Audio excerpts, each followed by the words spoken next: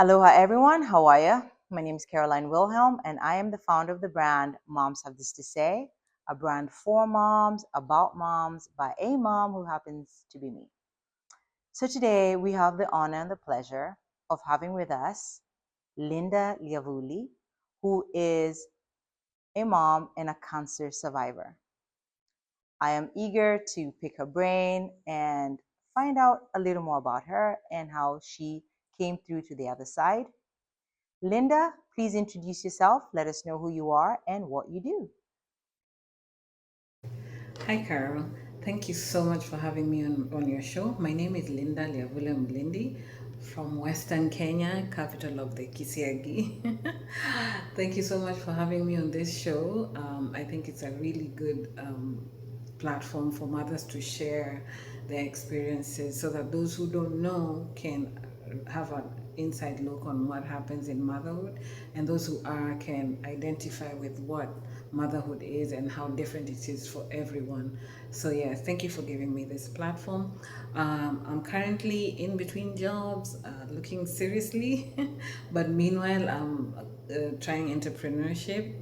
I do a lot of crochet, I do a lot of cooking, so there's always a market if you're looking to make some money. So, not sitting on my haunches, trying very hard to just organize and keep myself afloat. So, yeah, that's in a nutshell, that's who I am.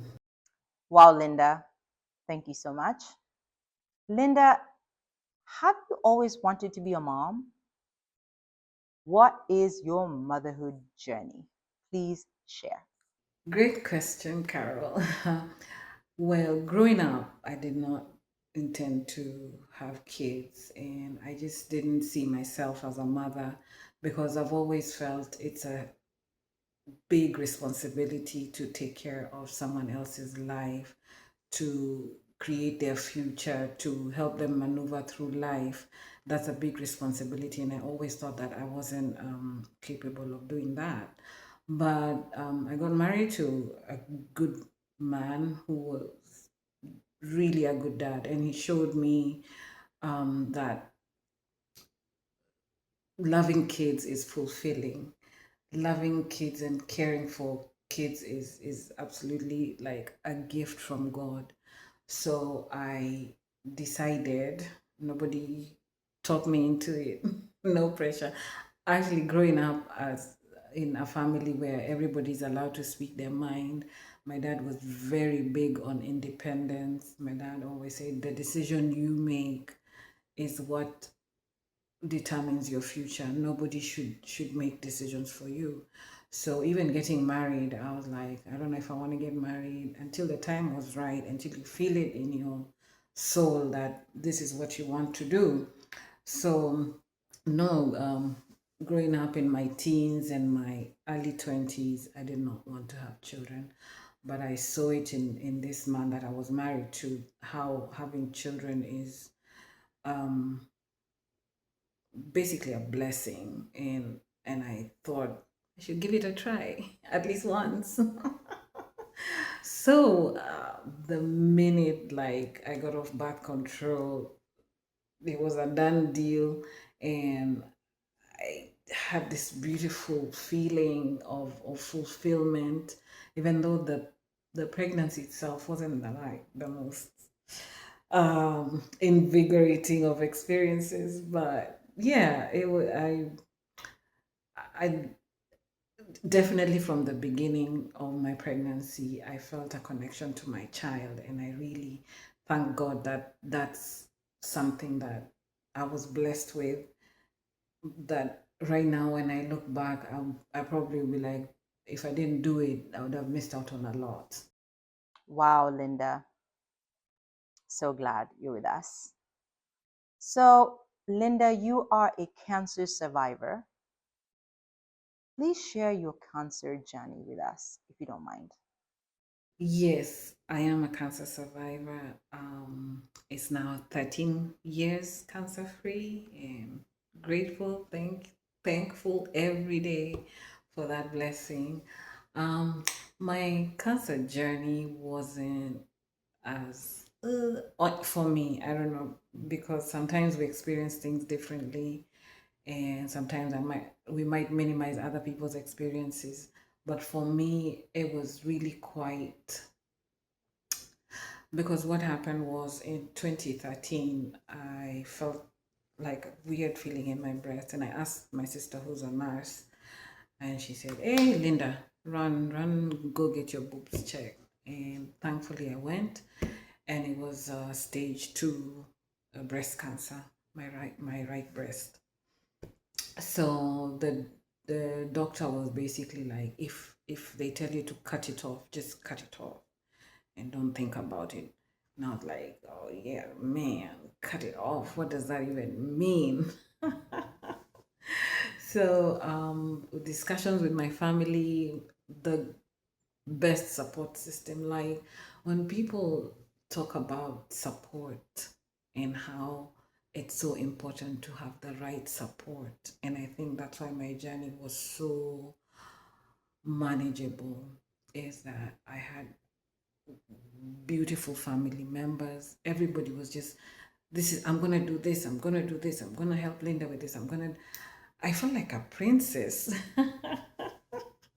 But yeah, and then my friends all came together, and the place I worked at, they gave me time off. So yeah, so I had to go to India. We thought that was the best option, the better service to get, and it feels really a privilege to be able to do that, because not many people can be diagnosed and within 2 3 weeks they're off to India and get the treatment and come back or whatever happens. But it was such a privilege for me that I was able to go to India within a short period of time. I met beautiful people. I have actually written a book about it. It's on Amazon. I'll give you the link, about the people I met over there. And cancer is whew, dynamic, like big, like diabolical. It, you see how people are, and it's just crazy. It's really. Wow, that wasn't easy. Thank you so much for sharing. How did cancer affect your parenting? Please share. The only thing that I know that I feel cancer took from me, despite the one breast, because I did get a mastectomy, is that while I was away on treatment, I let, not let, I we agreed with my ex. At that time, he had become my ex-husband. We agreed that my son would go there. The plan was for me to join him, but I just didn't feel like I was ready to be in the same atmosphere as him. There was still some things we needed to work out, and so I said it's okay, let him go. I'll see if I'll follow later. And yeah, my son went to, my ex was moving to Thailand, so my son went to live with him in Thailand. And for like almost a year, I didn't see my son. At the time, he was 9 years old. Yeah. But I wasn't worried about what type of father my ex was, because he was absolutely hands on from the day that boy was born. He gave him baths, he changed diapers, he fed him. He was just like perfect father. And we always say, like, it doesn't have to be a perfect husband. If he's a perfect father, let him take care of the kids. So for a year, I struggled with the thought of going to get my son. And this is actually what I call my cancer journey, because it all came out of that. The rest of it was just whatever. I wasn't sick. That's another part of my cancer experience. I was never sick. The only time I was sick was after the mastectomy, the operation. I had to heal because they grafted some skin off my back to put it in the front. That was it. Like, you're just healing from cuts. There's no pain in your stomach. I didn't do chemo. I only went on hormonal therapy. to help with the hormonal imbalance. But otherwise, my cancer journey was me losing my son, and that really affected me for a long time. So I decided I was gonna go to that time they moved from Thailand to Malaysia. So I said I was gonna go to Malaysia and get my baby. Who is taking my baby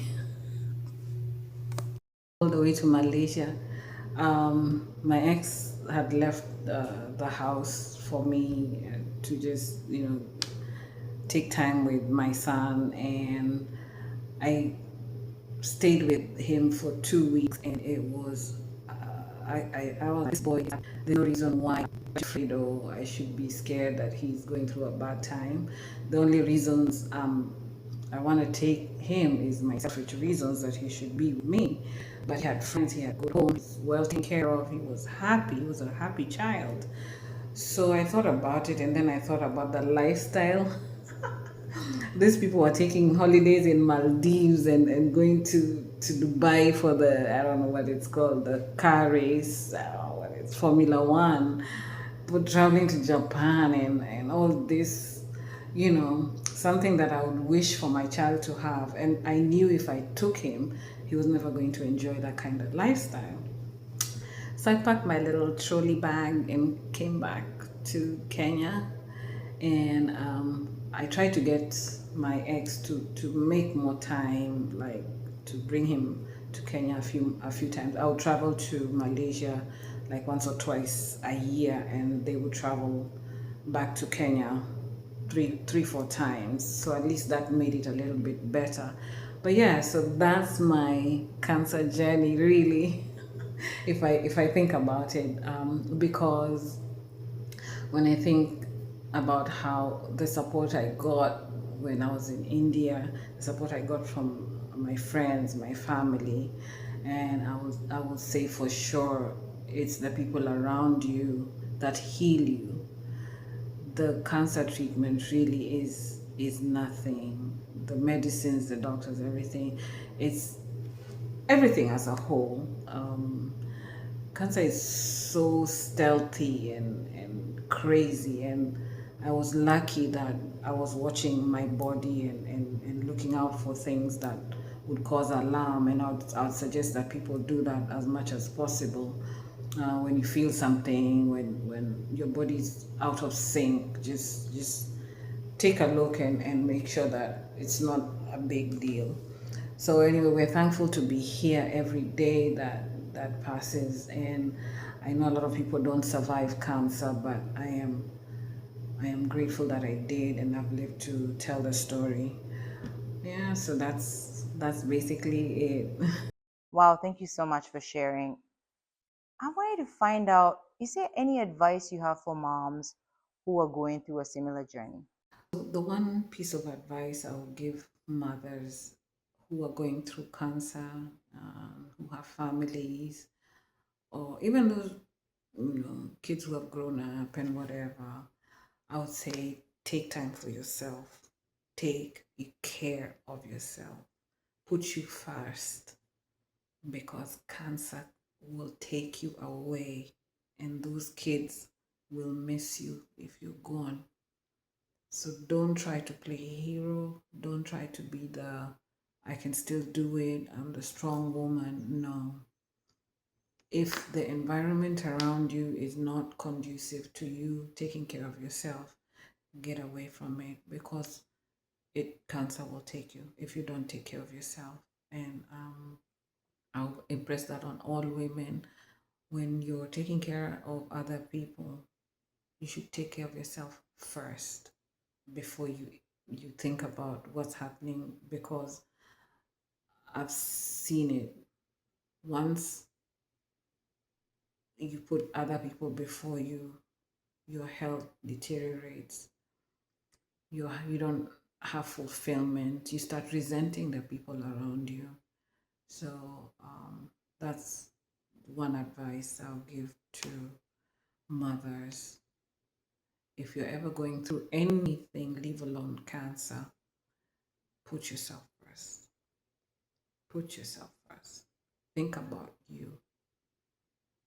think about what you need and make sure everybody else understands. Wow, thank you so much for sharing. Linda, how can people reach you? Please share. Yeah, I have my social media. Instagram is at Lyavule, and TikTok is Lyavule Mulindi. And no, that's Facebook. Facebook is Lyavule Mulindi. TikTok is Linda Lyavule. So yeah, if you just Google Lyavule, I'll be there. I make really nice crochet outfits. I'm taking orders if anyone wants to make an order, or just follow YouTube. I'm also Lyavule 360 degrees. Lyavule 360 degrees. So anybody looking for me can find me there. I do very nice cooking instruction videos on YouTube. I have my crochet on TikTok and Instagram. So anyone looking for me, just Linda Leavule. That's who you'll find there. Yeah. Wow, Linda, thank you so much for sharing with us. I'm so honored. Thank you for giving us your time, your energy, your effort. It is so very appreciated. A lot of moms will benefit from this. A lot of people will benefit from this. I am just so honored that you agreed to do this with us. Thank you again. Thank you, moms. Until next time, mahalo. Bye.